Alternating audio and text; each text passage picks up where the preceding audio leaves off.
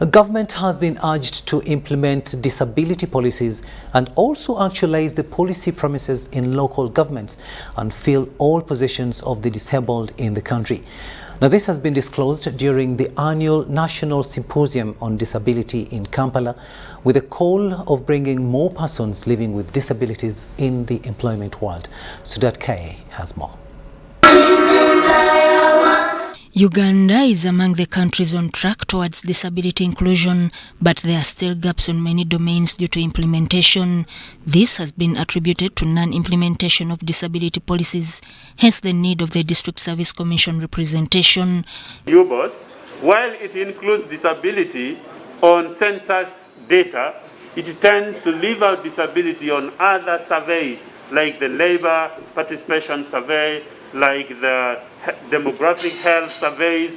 Disability tends to miss, or it is included in a very narrow scope. Like, for example, if we cannot tell from the poverty data how many persons with disabilities are poor in Uganda because disability is missing as a category.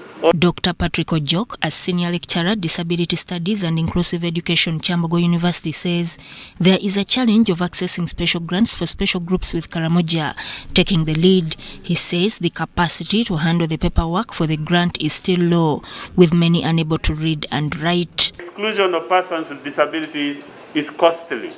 If you like to know, studies have shown that when you leave out persons with disabilities, you lose over trillions in dollars of GDP.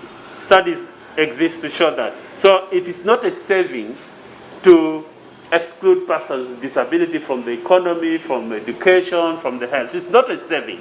It is a cost to the government. This has led to the training of many teachers in the field of civil education. Dr. Patrick Ojok recommended for a quota policy for persons living with disabilities. You may disagree with me here, but most disability-targeted interventions tend to favor persons with the physical and sensory disabilities and leave out most persons with invisible disabilities. So you'll find that persons with the physical disabilities are in the special grant.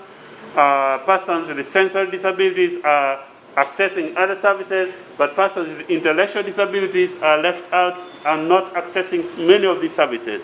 Empowerment of National Council for Persons Living with Disabilities and financing its staff to monitor the implementation programs is important. Dr. Patrick Ojok says there is also need to increase the teacher-pupil ratio for students living with disabilities. The annual National Symposium on Disability has been run under the theme, "Not all disabilities are visible." Sudat Kaye, UBC News.